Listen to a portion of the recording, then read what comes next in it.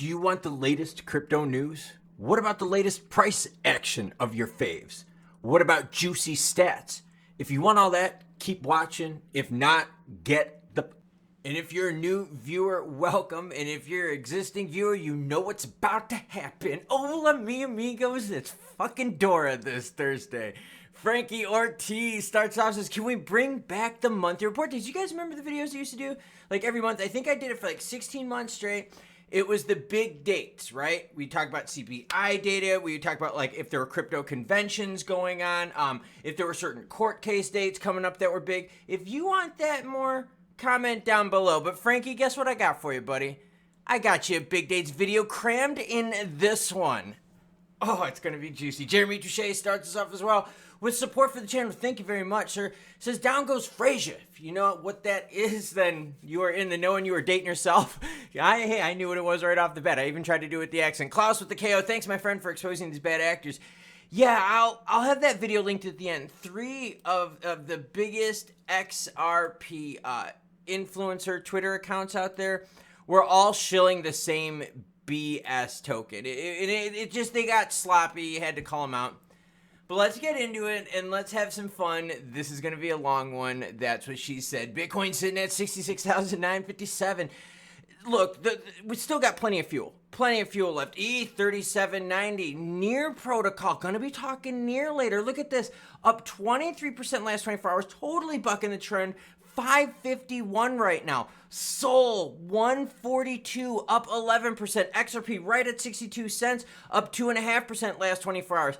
TRX down minimally. Oh, meme pulling back a bit stronger. Doge, SHIB, and PayPay all pulling back near double digits. Look at even Floki, not Flocky, Floki. Hey man, tomato, right? Come on now. All right, we got some stats. Okay, cool. So market cap, what I wanted to show you is the last 7 days. I've got that up on the right here. And you can see over the last 7 days, the market is fairly healthy in the green. Look at SHIB up 125% last 7 days. That is nuts.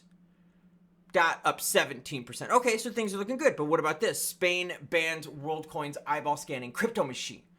Yet that's the title of the article. But what happened here was that there were some data concerns. And this has been in multiple countries now that they've had these concerns. And we're going to talk about concerns here shortly because it's privacy. And would you give your privacy up to get crypto? 360,000 people in Spain did. They lined up at points where these orbs were placed in cities like Madrid and Barcelona. They signed up for Worldcoin. The agency said in a statement that it received various complaints against the company, that being Worldcoin, that ranged from gathering the personal information of minors to not allowing for people to withdraw their consent to sharing. Okay, while Worldcoin has used that data to create a unique, secure form of identification, privacy experts have concerns that the company may use the information in other ways like personalized marketing. I mean, I have problems with this because there's no way in hell I would give up any of my biometric data for crypto. I wouldn't give my biometric data up for crap. I am not a fan of having everything, like fingerprinted and documented like that. That's a governmental control thing, man. We've lived without stuff like that for a long time. By the way, this thing behind me right here, that is a birth certificate from Germany from 1849. That's an actual authentic one. Yeah, that's what's in the background in the intro. All right, let's keep rolling with some stats. Okay, exchanges. Okay, exchanges. Where is this pump coming from? Because it's one thing to be sitting here going, okay, cool, Klaus. There are things that are moving. The overall market is really strong here as of late. Where is the money coming from? All right, so let's look at the big exchanges. You got Binance, 62 billion in volume last 24 hours. Coinbase, Bybit, OKX, Upbit, Kraken, Gate. I'm pretty cool with those. I'm cool with KuCoin and all that. Like I not that I 100% trust their stats, especially Binance, man. CZ was faking the funk, and you guys all know it. We talked about it in here for a long time. But watch what happens when we filter this by volume. And all of a sudden, some weirdness starts popping up. So you got Binance at the top. Okay, cool, we get it. But then UEEX ranked 158th with 20 billion. Okay. They got almost 4 times more. They got 3.5 times more volume than Coinbase. Okay, that makes sense.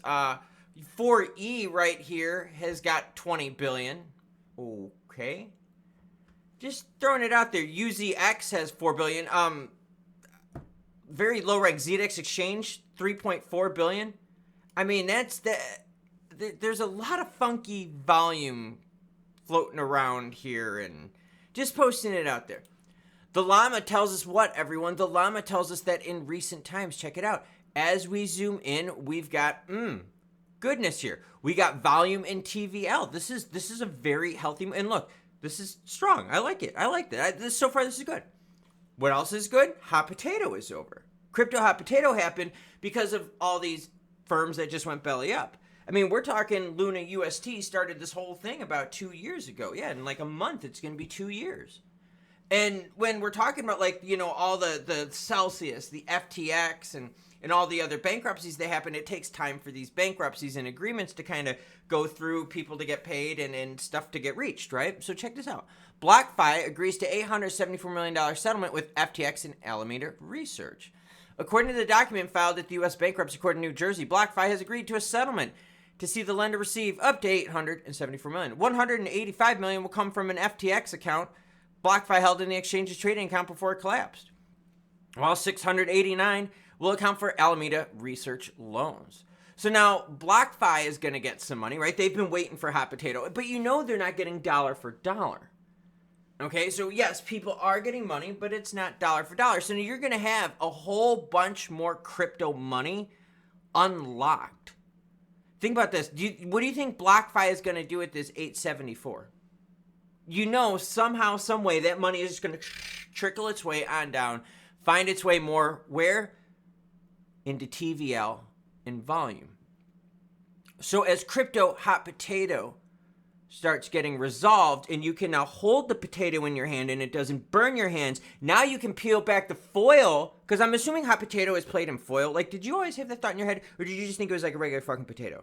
Like, you know what I mean? Like a baked potato, like, you know, cooked, but like not covered in foil. I always thought it had foil on it because it was hot. Like, you know, you just took it out of the fire and you passed it to someone and it's hot potato. Right? I think I'm on the right scheme here. But like, so what's happening now is that potato is now cooled down enough to where you can peel back the foil and you could start eating. Now, granted, some of that potato got burned on the bottom. Okay? So you're not getting the whole potato, but you could open that potato now and you could eat it. That's what's happening with BlockFi. Oh, got the document right here to prove all that. As always, any article you see in this video, along with all my other ones, will be linked in the description below. BlockFi will receive an allowed customer claim of $185.2 million against FTX. Bang! Right there. Suck it, Trebek. Near price soars 40%. Yes, that is the deal. Over 2.23 million worth of short contracts were liquidated within the day. This based on Near protocol alone. Now, swinging on over to the chart of Near, you could see a very healthy move right around 420. Nice. Nice. Lifted as Near protocol. Comment down below. Got on up to the top candlestick, a 604, could not hold that. We're right now sitting at 550, which is still a 24.5% move in the last 24 hours. Frankie wants big dates, right? All right, Frankie, I got you covered. Well, we also got this. XRP above 60 cents still. Volume really hasn't been too much here recently. Little action going on. But above 60 cents, people are happy. You zoom out, you're probably not the happiest, right? You're like, come on, we need more action in this. That's honestly the story. Anyone that gives you all the stupid triangles and the bullshit and all that. So, Frankie, you want dates? All right, how about March 20th? March 20th is when the Fed meets, and there's a 97% chance on the money that they're going to pause. They're not going to lower rates. Okay. So, Frankie, let's take this a step further. See, if you pose a really good question, I'll help you out in the comments.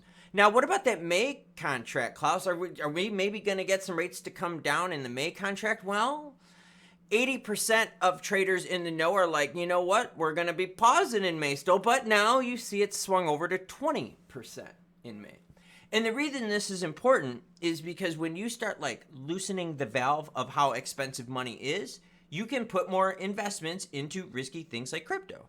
And I'm not talking about like speculative. I'm talking about like venture capitalists can put more money into it. It just, cheaper money is just good for everyone, right? Just like cheaper cost of food.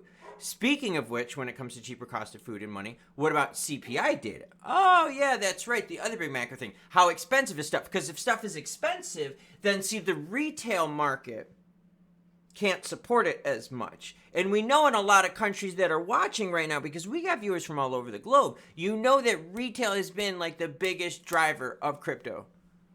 Venture capital pulled a lot of their money out. That's why we talked about when money is going to change. By the way, let's pivot back. When do we have a chance? June. June is the chance, everyone. So you're going to have Bitcoin halving and you're going to have the valve loosening up in June. Those are two very good things. But we got to keep inflation data in check. And when is the next inflation report? That's going to be March 12th at 8:30. Guess what's going to happen at March 12th? Or on March 12th? At 8 a.m. Eastern Time. We're going to have a live stream regarding that. You bet your ass we are. Chat is always fun AF. You're going to learn a whole bunch, just like this whole video has been learning, without BS shilling, without screwing you over as the product. So now, what else is going to happen, Klaus? Well, March 20th, we're going to do, yes, a live stream regarding the Fed data. See? So we're going to cover how much this is going to affect the institutional side, and we're going to cover how much it's going to affect the retail side.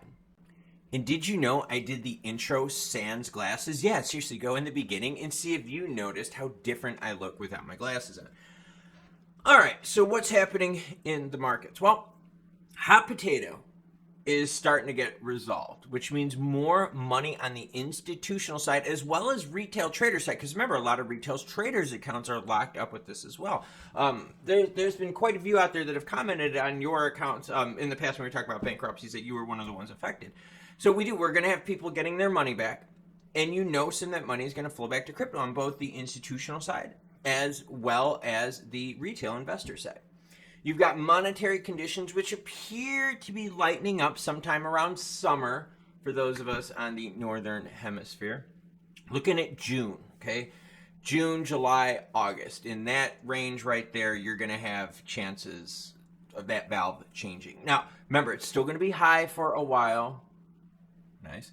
But the deal is that it's going to be high for a while, and it's going to take some time to get back down into rates that are going to be more digestible. When we get to like the 250 to 300 basis point, that's going to look so appealing for investors out there because it's going to be way lower than what the market's been used to. In terms of volume, hey, some things are hot and some things are not. What's been the greatest thing about this market as of late has been just things are moving on their own, bucking the trend. Look at near SHIB. I mean, you know, it's, hey, news is news, right? I mean, are we seeing like all the ISO grouped coins move at all? Not as much at all.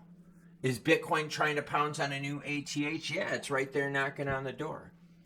And that's the news so far as the day. I hope you dug the vibe. We are in taper recovery mode. So actually today's a recovery day because we are in taper mode. Race is happening in about 9 days, so fun stuff. I'll catch you cool cats later because you know what's going to happen. More news is going to break.